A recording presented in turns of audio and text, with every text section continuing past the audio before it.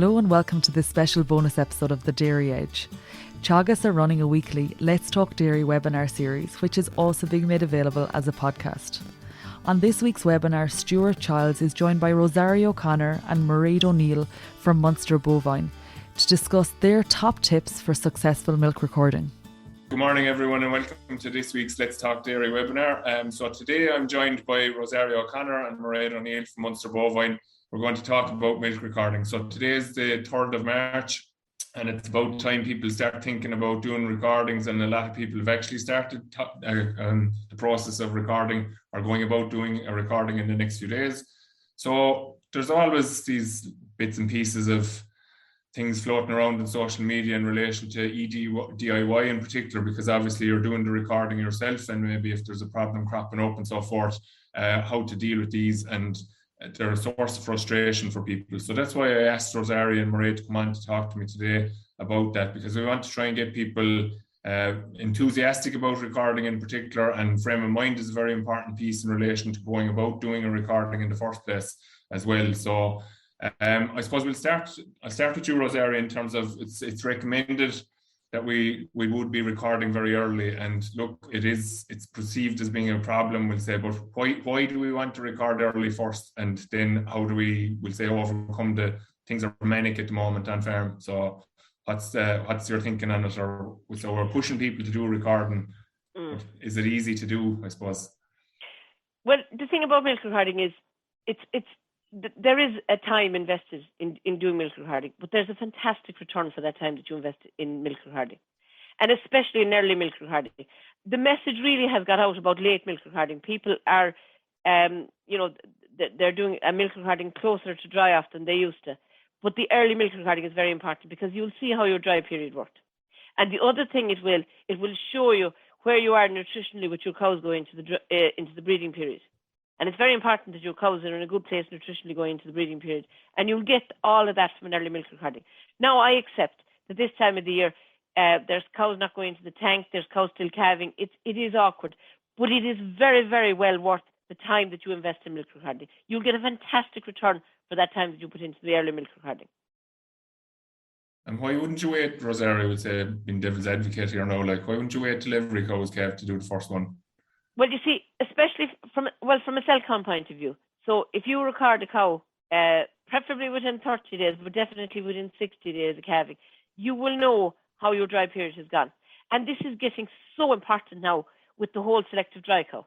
You really do need to know early on if there's a problem with cell count. Because if there's a problem with cell count, or if there's individual cows in trouble, first of all, you need to look at those cows, but you also need to stop it spreading. I mean, this is a critical time of the year. If you have a problem, that it doesn't spread to other cows. So an early milk recording will tell you all that. And it will also tell you how your cows are doing. I mean, what your protein levels are like, what your lactose levels are like. That will give you a great indication of the nutritional, what state your cows are in nutritionally. Okay, very good. I suppose just to deal with the inconvenience of it, we'll say, at this time of the year. So, as you said, you ideally, I suppose 42 days is your kind of 30 to 42 days is your ideal scenario. So that's 6 weeks. So we'll say if we look at the herds down around the city in Cork, obviously they could be hitting the 6 weeks, or they could be gone to 6 weeks at this stage. And as we move, I suppose, up around Mallow, as we move up the country, we're beginning to kind of push back in terms of the start of calving date. So we're probably maybe just in the thick of things now, really. How do we convince people that to go about doing this recording piece now, we'd say, as calves dropping on the ground outside, maybe in the straw bed, and you're inside trying to milk record as well? Well, you see, there's things you can do to make it, like if you put a bit of preparation in advance, right? So freeze blends at the moment, right? The hair grows over the winter.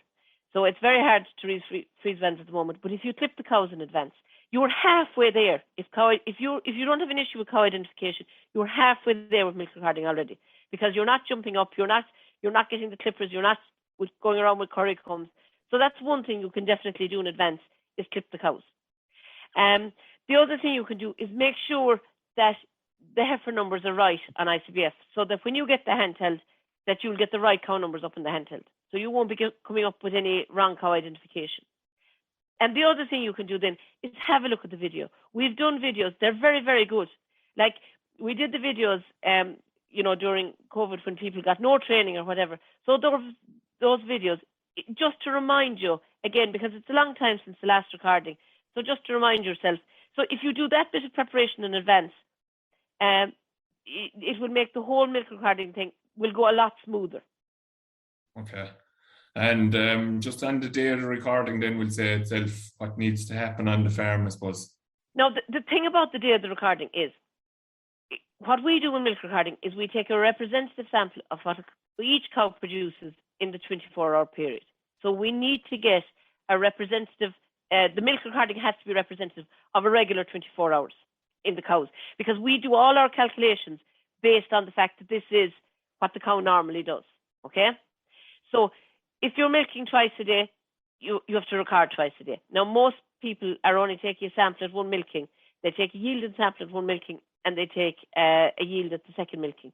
But the interval between those milkings, we do calculations based on the interval.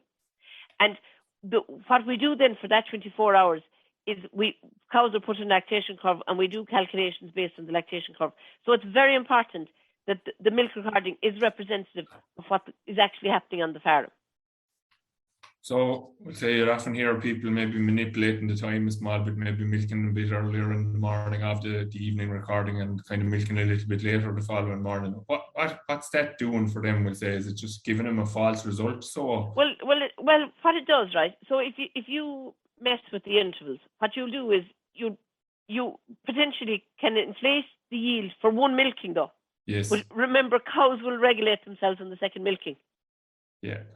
Cows will give you what they have. So you potentially get a higher yield at one milking. But the other thing to remember about that is you'll get a deflated fat. If you get inflated yield, you get deflated fat.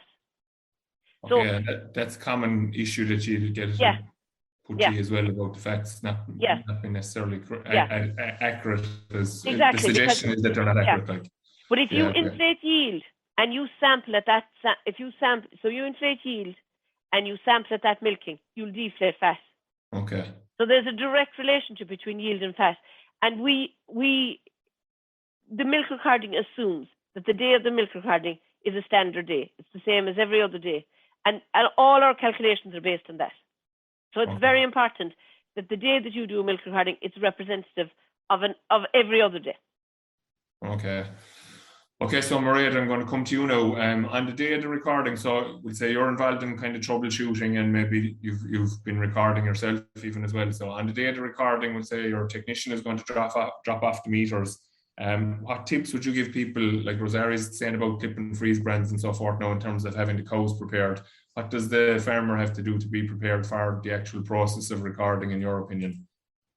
Well, on the day of the recording, the minute that the farmer gets the meters or whichever, I would definitely say to go away and hang the meters up the minute they land on the farm, because that way, if anything happens during the rest of the day and you're running a few minutes late going for the cows, you're not landed with the notion of, oh crap, I have to go in and strip all the units down now as well. So at least then, if you haven't plumbed and you're ready to go when it's time for milking. And the other thing I would definitely say is to give a read down through the operation sheets that the technicians leave, because that'll just give you a kind of a quick overview of the steps involved. And if you have time when you're in for your tea to maybe have a look at the video, because the videos, they're only 4 minutes long, and they do give you kind of a quick brief overview of the steps involved. Because if it's been a couple of months since you did your last recording, you'll just forget a couple of the steps or whatever. So it'll just give you a quick kind of refresher course before you take off again for the evening. Okay, very good. Just in terms of the organising of the day of the recording and getting yourself ready then as well. So you have the machine set up, kind of, you have your meters plumbed up, as you said, correctly and ready to go. What you need to do with it, just to, like, I suppose you need to get your head in the right place, really, don't you? Yeah, you definitely have to be prepared for the recording, like so. And if you are getting help in for the day, definitely have the help organised in advance. So like all those things can definitely help with having a smooth recording. But it is also important to remember that the milk recording is going to add a couple of minutes, like 15 minutes to your milking, like, so you always have to keep that in the back of your mind, like. So definitely the day of the recording, don't be saying, oh, I have to be at a match at such a time, because the day that you start rushing, like, that's when things are going to go completely wrong, like. So it just take your time and be nice and calm and relaxed. And at the end of the day, there's only 4 days in the year, so like, if you can just take your time and just be prepared for it, it should have a smooth recording, hopefully. So in reality, like, if your normal milking time is 4 o'clock or 5 o'clock, you'd want to be thinking, going at least, as you say, getting set up a good half hour ahead of time anyway. You'd want to be getting your head in gear, to kind of getting psyched up for the recording, definitely in advance. So yeah, if you head away for the cows a few minutes early, just to give yourself a bit of wiggle room. Once you're ready to milk, then just come back and give yourself a few minutes to get the meters activated. So turn them on, push up the wash valve, wait for the data handler to tell you that the meters have been activated. So like a couple of extra minutes just activating the meters will definitely make all the difference when you let the cows into the parlour. And then another thing that I always do when I'm recording is, once I have the meters activated, before I let the cows in, I'll wipe down all the barcode readers just to give them a clean, because if you've wetted the parlour or whatever, you're going to get splashes of water on the barcode readers, and that's going to throw up barcode errors. So you'll get a dirty barcode error because there might be like a splash of water on the barcode. So like, if you have them all wiped down before you let the cows in, that should reduce the number of errors that you're getting in the first row of cows.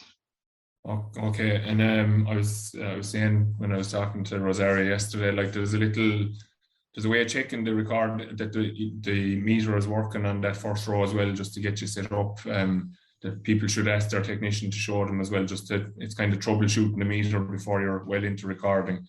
Yeah.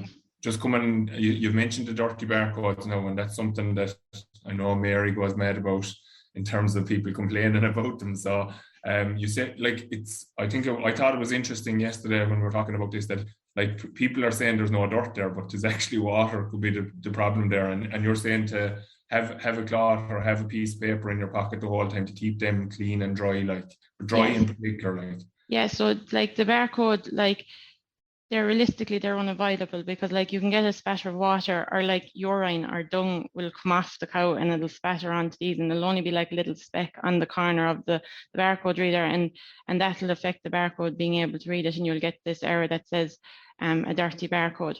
But like, I always have a paper towel or a cloth in my pocket, so like, once you get that error, just pull out your cloth, give it a quick wipe down, press select on the meter, and it'll work away again. But they are unavoidable, because as I said, like, the other thing is to take it easy with the volume washer during the milk recording. We don't want any fireman Sams spraying water everywhere, you know. Just take it easy, just keep the water close to the ground, because the volume washer does spatter on it, and you are going to generate more dirty barcodes with that. Okay, very good. And just on the errors then, as I said, like, the reason I wanted to talk to you today was to try and, I suppose, debunk a few myths and dispel a few myths around it. The air holes getting blocked is the other problem that I won't say commonly occurs, but occurs during recordings. And like you said, if people's frame of mind is wrong going in the first place and they get 1 or 2 of these, they get very frustrated very quickly. So what's the solution to dealing with them then? The air hole blocked is usually associated, I'd say, predominantly with parlours that have the ACRs. So like, the air hole is a tiny little hole that's above where you attach on the bottle. It's only a little pinhole. So that draws air into the meter to agitate the sample. And then once the sample is filling, it dispels the air out from the bottle to give the milk space to fill the bottle. But so they are, as I said, usually seen with ACRs. So the problem with the ACRs is that you might have pressed finish milking before you've released the vacuum onto the cluster. So you have to re-engage the vacuum to the meter to allow it to agitate and stuff, because vacuum is needed for the meter to agitate, drain, and to sample. So if you have ACRs, just be sure to engage the vacuum before you press the finish milking, and it should minimize the number of those errors that you get. Now, they are tiny air holes, so they can get blocked with a bit of dirt or whatever. So the other thing is, just when you finish in the evening milking, just give those little bottle holders just a quick spray of water as you're washing down your clusters, and again in the morning, and that'll just minimize the number of errors that you get with the dirty, with the air hole blocked. But definitely, if you have the ACRs, turn on the vacuum before you press finish milking. Okay, very good.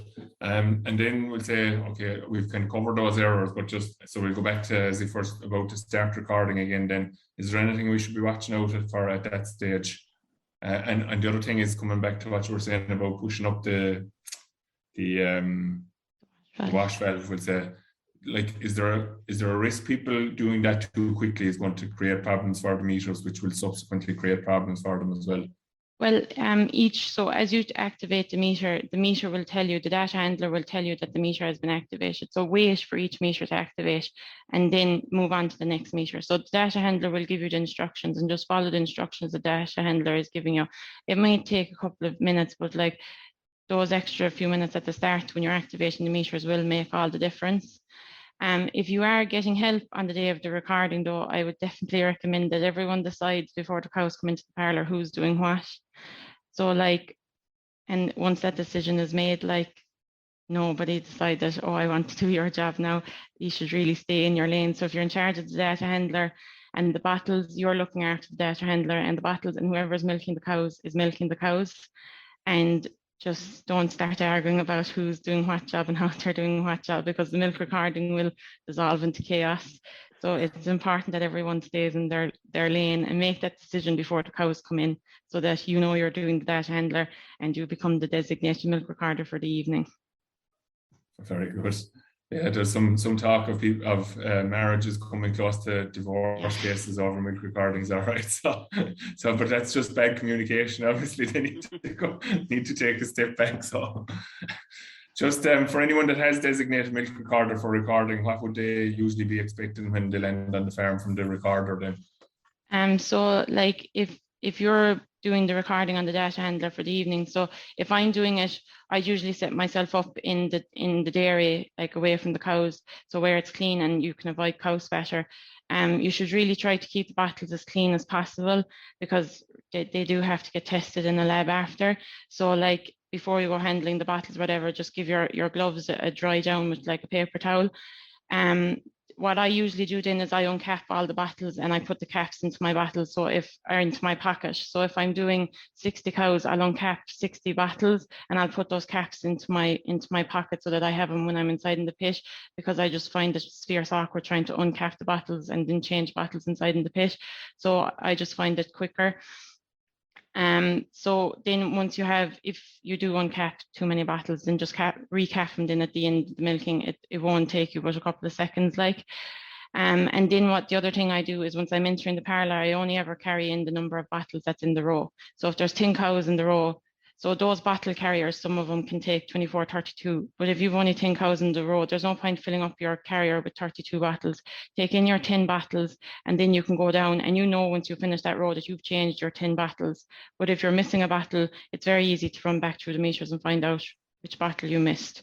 So it's important just to kind of cross check for you, just as you're going down through it, because if you have 32 bottles inside in it, then you're like, oh, I don't know, am I missing a cow from this row, or was it the last row? So it's just important just to keep just to have those little tips. Okay, and then we'll say the very first row when we're starting them, as I said, getting off to a good start is going to be half the battle, obviously. Do you put in the cow numbers first, or do you start milking and then put in the cow numbers and start putting up your bottles, or what's the best, most efficient way of getting through it? So the way that I do it is I find it the most efficient is I always stay behind whoever's milking. So they'll go down and they'll put on all the clusters, and then I'll go down after them and then I'll put in all the cow information. Sorry. If you're doing it yourself, I would definitely recommend to go put on all the clusters, and then you have a few minutes to put in your cow numbers into the data handler. And once you have the cow numbers in then and the cow is milking, just be watching the meters to make sure that there's no select light on the meters, because the select light will warn you if there is an error on the meter. So if their select light comes on, just press select on the meter and check your data handler, and the data handler will give you the full instructions of how to clear the error, what the error is. But if you are on the data handler, like that's what you need to be watching for the whole time, is just to see is there select lights coming up. And if a select light come up, just press the meter and then find out what it is and then go through the instructions to clear the error. So that, I suppose, just emphasises, Mairéad, the importance of having that extra bit of help. We'll say, like, the idea of DIY is that you're probably not getting a designated recorder with you, but you do still need help. And unless you happen to have 10 cows and a 10-unit milking parlour and you're only doing the one row, it's not realistic to take on milk recording on your own. Like, yeah, it's a lot of work to be doing on your own. Yeah, well, there's just too many moving parts, really, isn't it? Like, to be tackling milking and trying to keep an eye on cows, and all the while, then, as you said, there could be something popping up that if you're aware of it, you can be ahead of it. Yeah. Everything's going well, so but say a meter does start to give a problem, like, because obviously the technology is technology, and things often give a bit of bother. So what do you do in that situation then? So if you do need to change the meter, now it doesn't happen that often, but if it does happen, the important thing is to just stay calm. Like, it's going to take you a few minutes to get the meter switched out and get the replacement meter brought in. So go out, pick up your spare meters, because the technicians will leave spare meters. So go out, get your spare meter, bring it in and put it hanging, and then disconnect the other meter and replumb it. Now make sure that you're not panicking, and that you do plumb it the same way as the rest of the meters in the parlour, so you plumb it up correctly. Then get your data handler. Now you have to activate this meter. So you have to press your select and push up the wash valve, the same as you would have been doing at the start of the milking before the cows came into the parlour. So this is going to take a few seconds to get the meters activated. So once you have the meter activated, it'll tell you meter whichever is activated, and then you can put the cluster on the cow, and then you can put in the cow number, and press select, and it'll work away fine. But if you do have to change out a meter, be sure to let the technicians know, and that way then they can do the checks on it so that it doesn't go out onto another farm. Okay, yeah, to take a note of the meter that gave a bit of problems, and just leave the note on the book for the technician. Anything else so that we should be conscious of, I suppose, around the whole washing process, maybe, etc. Like, I mean, the importance of even having the meters clean going back is important, but washing them correctly as well. Yeah, so definitely I would say that, like, as soon as you finish your morning milking, like, to just get everything done. So, like, as the machine's washing, like, just get a cloth or a sponge and go in and wipe down the outside of all the meters, and just give the bottle holder a sprinkle of water, and your bottle carrier, just give that a quick wash down. And then as soon as the machine has finished washing, just strip down all the meters and put your parlour back to the way it is, to the way it was, so that you're ready for the milking in the evening. Because realistically, like, if you go off checking other stuff, you'll forget about it, and you'll be down the field later and you're like, oh crap, the meters. So just get everything stripped down and get everything put away, get your equipment, get all the stuff that the DIY technician will be collecting, have that all put to one side and clean, so that they can just come in and collect it and head away. And then the last thing I would say is just to wash down the hosing for your meters, and then you can put them all into a bag together, like a feed bag, or just tie them with a bit of baler twine and put them in a safe place that you'll remember for the next recording, but don't put them in a place that you'll spend the next 8 weeks climbing over them either. So just make sure that there's some place that you have them for the next time. And is it important to keep them kind of dust free then as well, Mairéad, in terms of, like, if there's dust going to get into them, is it going to get into the meter the next time you use them potentially? Well, it is, like, it's important to keep them clean and kind of dirt free, because, like, if stuff gets into the hosing, then that's going to be pumped into the meter at the next recording, so that could cause problems then. So it's important to keep them clean and ready for the recording. Very good. So there's just 2 questions in there. So there's one question there that's saying any photos of the demonstration. So we will refer people to the videos that are available on the website, I presume, are them, right? Is it? Yeah, they're on the Munster Bovine website, and I think they're on the Munster Bovine YouTube page as well. Yeah, very good. Yeah. And then, Rosarii, question for you, I suppose. Kevin Kelleher saying that he delays doing his first recording until the weather kind of straightens out a bit, because he doesn't have a lot of grass in the diet and his protein will be quite low at the moment, and he doesn't want to be recording that as such. So would you have any comment to make on that?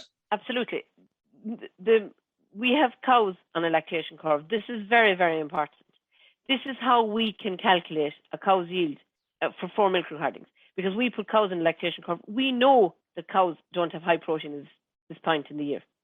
So that's all taken into account. with the lactation curve. That's how we can do a predicted 305 after one milk recording. So we take that into account. So that will not come against the cow for the year. If you do a milk recording and the protein is low, like in the same way that we don't need to catch the peak. Yes. People have this idea that you have to do a milk recording at peak. You don't. We know when a cow will peak. We take the lactation number into account, and we take the calving date into account. So we have lactation curves. That's how we can do calculations on 4 tests. So we take that all into account when we're doing our calculations. So irrespective of what time of the year you do the milk recording, the lactation curve knows what point the cow is on in the curve. So that would say, just coming back to Kevin's point, so say the cow's protein is at 330 or something in the first recording, and if there was grass in the diet, she was going to be at 350. His overall 305 predicted isn't going to change dramatically. No. And just becomes more accurate with each recording that's done subsequently. Exactly. Well, obviously, the more points you have in the curve, the more accurate the curve will be. And obviously, people that are recording longer, it becomes more accurate. The more data we have, the more accurate it becomes. But the lactation curves are very accurate. Yeah. Okay. Very good. So I suppose, to be fair, there's some of the co-ops have some incentives brought in. So Dairygold have been incentivizing milk recording with probably 3 years now, I think it is. Kerry have made it mandatory from this year on for people to record, and again, there's an incentive associated with it. And as we move up the country, Arrivo have also brought in an incentive there, and some of the other co-ops are looking at it at the moment as well. So there's obviously an increased demand. In particular, we know that there's been an increased demand through the sustainability bonus, through Dairygold and so forth. So that's creating a bit of a demand for people, for ye as well. So Absolutely. It's a real chicken and an egg scenario. You need the demand for the recording to employ the people, and then people will be saying, well, we can't get recording done because there aren't people. So I suppose 2 things in that then, Rosarii, like if people if they still have the option as to whether they do record or not this year, depending on what co-op they're supplying, they need, if they're deciding to record, which we would be very strongly recommending to people in the light of, in the context of selective, in the context of carbon emissions and everything, and making sure that, and in context of the cost of keeping cows this year, it's so important that you're not keeping it dull basically around the place. What we'll say you're going to be, you need to know what kind of a level of demand you're going to have for recording for the year, and you also now need to go recruiting people for to kind of satisfy that demand. So do you want to speak about that maybe for a minute? Yeah, no, we have a lot of applications in for milk recording already. So we have a high level of demand this year for people wanting to join milk recording. So at the moment we're currently recruiting. So anybody that's interested in milk recording, if you send your CV to careers@munsterbovine.ie. Now, this year, we don't take on students, but we will be taking on students this year. The thing about milk recording, being a milk recorder, whether it's DIY training or a manual milk recorder, there is flexibility around it. What milk recording works well is when whatever else you're doing fits in with it. So that's when milk recording really works well for everybody, for us and for the recorder. There is flexibility around the days. So like if you've only 2 days a week to give to milk recording, or 3 days, or whatever it is, or I have people doing it 6 days a week, I have people doing it every second week. But what's not flexible is the farmer's milking times. It has to happen, at the farmer's milking time. So you have to be free morning and evening. But the days, how many days a week you do it, what days you do it, that part is very flexible. So it really does work well for people. And when we get people in and they get into it, like it really works. What we have found is, we'll say, young people that are in the process of, coming home and taking over farms and working on farms. It's a fantastic experience for those type of people. It's really like getting paid to be educated, because you get all the experience of seeing what's happening on other farms, and you get paid for it. Like I had one milk recorder, and she described it as, it's like getting a farm rock every day. You get paid for it. and beef farmers. So there's different types of people that it suits, and people with absolutely no experience. I have had recorders literally come into the yard in white runners that have never been inside the milking parlour. They make fantastic recorders because they have no preconception about what's involved. And you tell them what to do and they do it. And they make fantastic recorders and they're fierce interested in the whole thing. So really, there's fantastic opportunities. And if you contact us in Munster or send in your CV to careers@munsterbovine.ie. Very good. And there's just one final question then, Rosarii, I suppose, and a valid one, to be fair. If, as I said, today is the 3rd of March and recording is getting going, if somebody rings the office this morning or rings their technician to say that they want to do a recording, what's the lead time, I suppose, in terms of getting the recording done, and what way are you fixed in terms of results, or how fast can you turn around? I know you've objectives around it, like so. Yeah. So look, at the moment, we'll say up to Paddy's Day, right? You if you're looking for recording now, you'll get it, reasonably soon. But from Paddy's Day, the month of April, they're really the month of April and the month of October are the two busiest months of milk recording, because Right. kind of everyone starts together and everyone finishes together.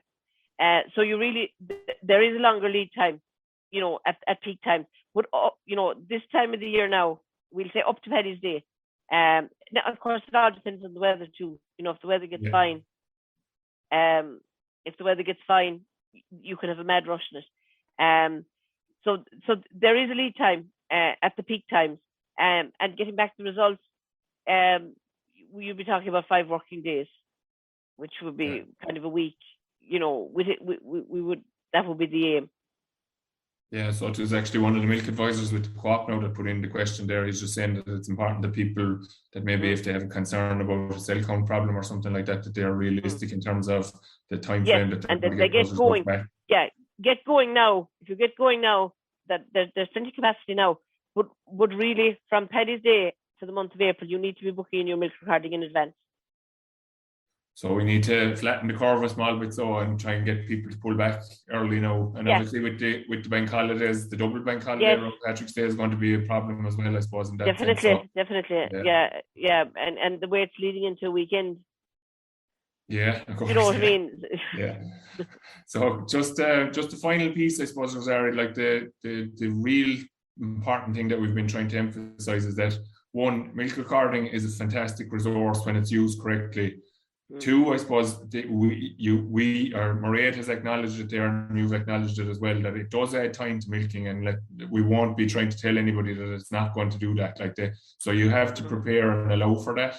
And then the final piece is that you need to kind of have a positive attitude towards it, going at it, in order for it to be a success. And if you do that, then generally speaking, you're going to have a fairly trouble-free kind of scenario. And depending on people's choices, it is a minimum of 4 recordings. I suppose ideally we'd like to see people doing more probably, but at least if people were doing 4 recordings, it would be very positive, I suppose. And the information then, I suppose that's the next step. So you and ourselves in Teagasc, obviously, and milk advisors with Co-ops will be in a position to help people make decisions. And there are some stark decisions to be made maybe as well, I suppose, from your experience, aren't there? Absolutely. Particularly for people that are joining milk recording, for people that are milk recording with a long time, they will, the herd is usually reasonably stable, but the variation for people, especially people that have had no form of recording yield in the parlour, it is absolutely unbelievable. The variation in cows in those types of herds. So there's an awful lot to be gained from it. I mean, doing the milk recording will do nothing really for you. It's looking at the results. It's well worth putting in the effort the day of the milk recording to get a good result from your milk recording. But then you also have to put in the effort into analysing the milk recording. But there's an awful lot of help available. Yeah, and to be fair, for people that aren't familiar with it, like people that are recording will be getting the colour reports, as we call them. But they're a fantastic resource in terms of identifying those poor performers. And I suppose the last thing I'll ask you is to tell me the story again that you told me the other day about the 2 cows with 3 days of a difference in a calving interval or calving date. Yeah. Sorry. This was a farmer. I just went through his report, was in there during the week. Joined milk recording last year, was their first year doing milk recording. They did DIY, got on very well with it. but there was 2 cows calved within 3 days of each other, 2 third lactation cows, and there was 79 kgs of milk solids in 230 days between the 2 cows. It's a phenomenal difference between 2 cows. And just to put that into context, there's talk of €6 per kg of milk solids. That's €480 of a difference between 2 cows. For 2 cows that are doing the very same thing, they're costing you the very same thing. Would you make that much more out of 1 cow versus another? And in this particular case, the cow, we'll say with the lower kgs, had very good percentages, but the yield was just nothing there. And people that have no form of recording equipment in the parlour, they're going by the bags. They look at the bag or how long they take to milk. It's no indication of what a cow is doing. Very good. So look, we'll be coming back to it, I suppose, in terms of following up on the reports piece throughout the course of the year with Don and some of your, and with Dennis and Martin maybe as well. I'd like to thank you both for coming on this morning. I think it's been useful in terms of trying to get people's heads into the right frame of mind and remind people again that we need to get going at this early. And okay, it is going to be slightly inconvenient, but the pain is going to be worth it in terms of the gain, especially around cell count at this stage of the time. And I suppose Kevin's point in relation to his protein at the minute, you've kind of dealt with that in that it's not a concern. Like, so cell count being caught early in the season means that it's a much better run for the whole year potentially. So milk recording early is a win-win for everybody. So thanks again, Rosarii, for coming on, and thanks Mairéad as well for your time. And we'll be back next week, and we'll probably look at some synchronization protocols, as there's a lot of talk about it next week. So we wish you well for the week. Lovely day here in Kilmallock, where I am today. Hope it's nice where you are. Have a good week farming, and we'll talk to you next week. That's all for this week's Let's Talk Dairy webinar series. And don't forget to look out for more bonus episodes each week. I'll be back with our usual Dairy Edge interview on Monday, so do listen in then. I'm Emma Louise Coffey, and thanks for listening.